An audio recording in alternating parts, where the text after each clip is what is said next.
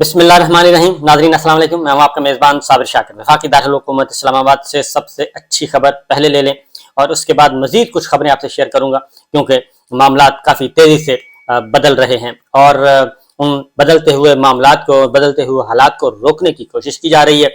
और रोक कौन रहा है? और इसमें थोड़े से जो नेगेटिविटी फैलाने की कोशिश की जाएगी और नेगेटिव रोल अदा करने वाले विलन बहुत ज़्यादा आ गए हैं। और एक विलन खत्म होता है तो दूसरा विलन उठता है, दूसरा खत्म होता है तो तीसरा विलन आ जाता है और चीज़ों को बेहतर होने की तरफ ले जाने की कोशिशें जो हो रही हैं उसमें रुकावटें डाल रहा है। स्पॉट फिक्सर है, वो स्पॉट फिक्सर भी है, स्पॉइलर भी है और हालात ख़राब करने का माहिर भी है।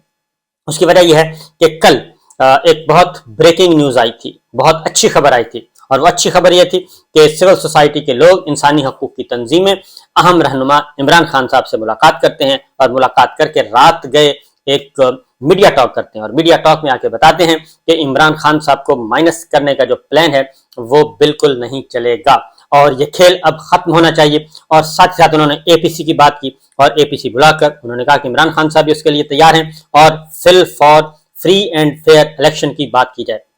अब ये इंसानी हकूक़ की तंजीमें, सहाफ़ती तंजीमें और सिविल सोसाइटी के लोग, जब ये लोग भी आ गए हैं इस लड़ाई में, और चूंकि स्क्रिप्ट थोड़ा सा बड़ा भी होता जा रहा है लेकिन स्क्रिप्ट जो है वो खुल गया है, कबल इस वक्त खुल गया है, उस पर बात करूंगा।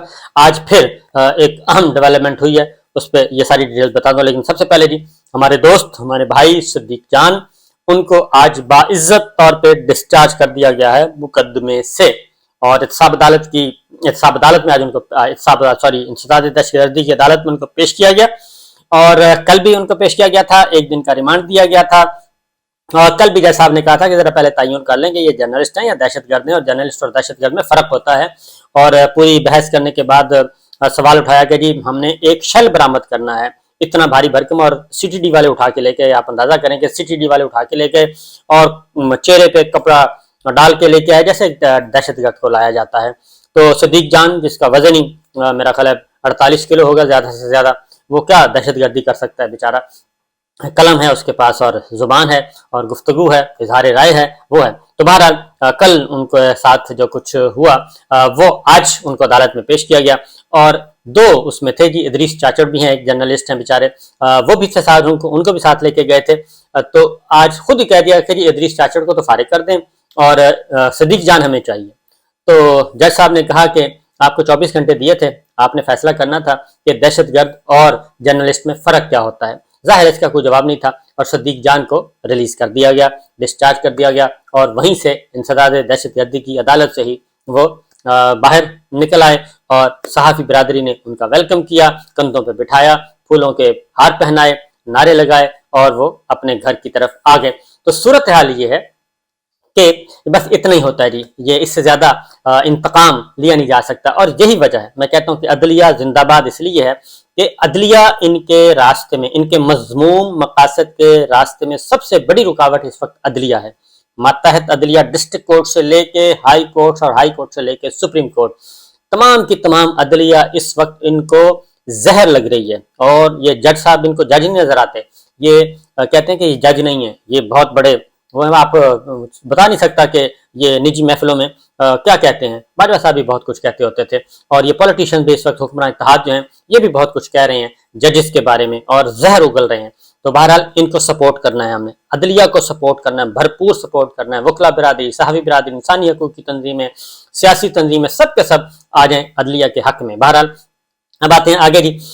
सूरत हाल कि इमरान खान साहब ने एक तकरीर की है अभी कुछ देर पहले और 26 मार्च को मीनार पाकिस्तान पे जलसा है, वो अहम खिताब करने वाले हैं और अगले आइंदा का लाहे अमल देने वाले हैं। इससे पहले वो बता चुके हैं कि वो एपीसी में तमाम सियासतदानों से, मिलिट्री एस्टेब्लिशमेंट से बात करने के लिए तैयार हैं और इलेक्शन के मामले पे, पाकिस्तान की मईशत और सियासत और ये बहरान को ख़त्म करने के मामले में बातचीत के लिए तैयार हैं।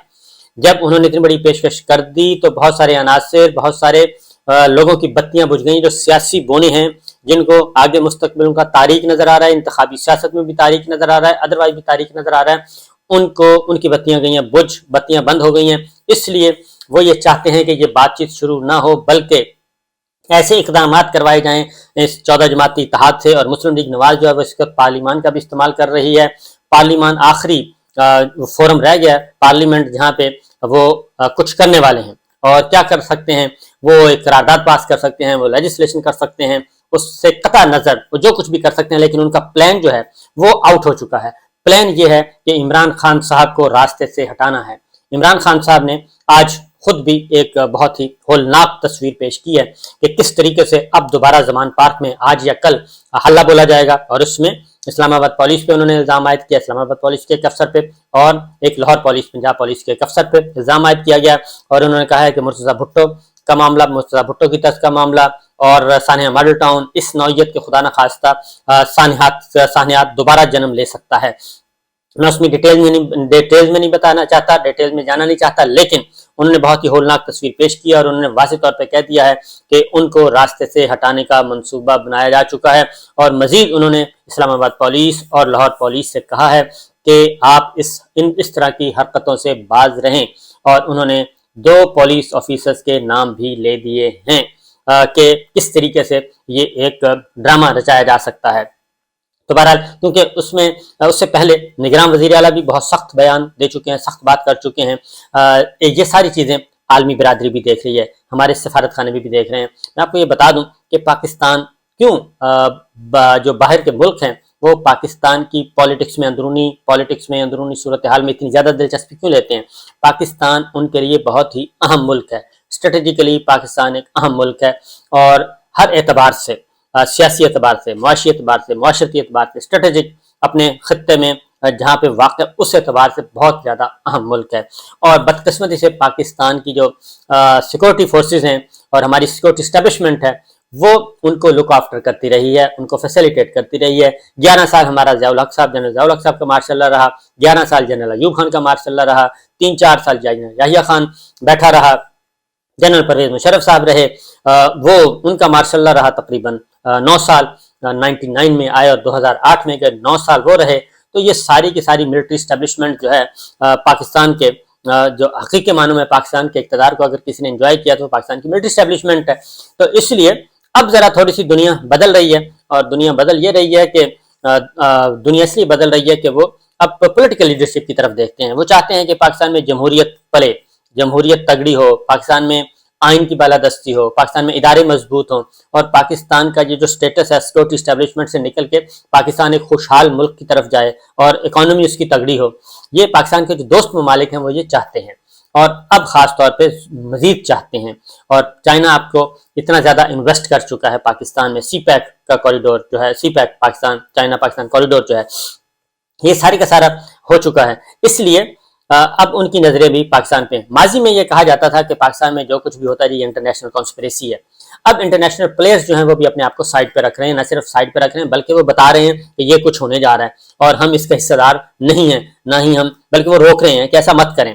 تو اس لیے عمران خان صاحب نے آج بہت ہی خطرناک تصویر پیش کی ہے، اور انہوں نے اپنے کارکنان کو منع کیا کہ وہ بالکل ریسٹ نہیں کریں گے۔ اگر پولیس آتی ہے، ایون ان کو گرفتار کرنے کے لیے بھی آتی ہے، تو وہ گرفتاری کے لیے بھی تیار ہیں، اور آپ لوگوں نے کوئی بھی مزاحمت نہیں کرنی۔ اس کی ریزن یہ ہے کہ یہ شر پسند عناصر یہ کام کریں گے، اور اس کے بعد کراس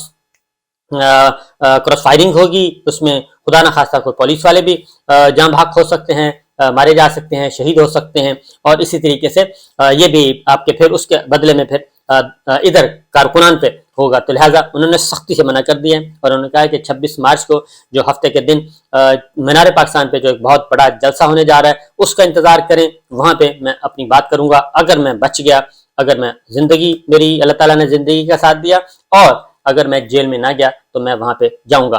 اور اس کی ریزن اب اگلی بات بتا دوں کہ یہ سارے معاملات کیوں اس حد تک کھل رہے ہیں۔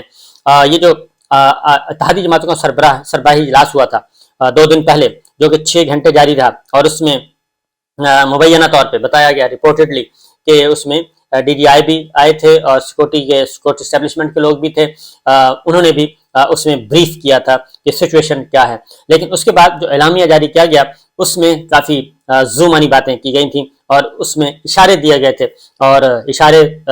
گئے تھے، لیکن اب جو زلمے خلیلزاد امریکی سفیر سابق، وہ ایک بار پھر انہوں نے خبردار کیا ہے، اور وہ خبردار اس لیے کیا ہے کہ انہوں نے کہا ہے کہ اور سوشل میڈیا پہ آئے ہیں ٹویٹر اکاؤنٹ پہ اپنے، انہوں نے کہا ہے کہ ایسے اشارے مل رہے ہیں کہ پاکستان کی پارلیمنٹ جس پر حکومتی اتحاد کا کنٹرول ہے، سپریم کورٹ سے عمران خان کو اگلے چند دنوں میں انتخابات میں حصہ لینے کے لیے نااہل قرار دینے اور الیکشن سے روکنے کے لیے بھی کہہ سکتی ہے۔ یہ حکومت ہے، یعنی وہ کہتے ہیں کہ وہی بات کہ سپریم کورٹ سے وہ یہ کام کروانے کی کوشش کریں گے، جو حکمراں اتحاد ہے وہ ان کو نااہل قرار دے دیں یا الیکشن سے آؤٹ کر دیں، یہ کام کرنے لگتے ہیں۔ اور اگلی بات انہوں نے اور خطرناک کی ہے، انہوں نے کہا کہ ایسے لگتا ہے کہ حکومت نے عمران خان کو ریاست کا دشمن نمبر 1 قرار دے دیا ہے۔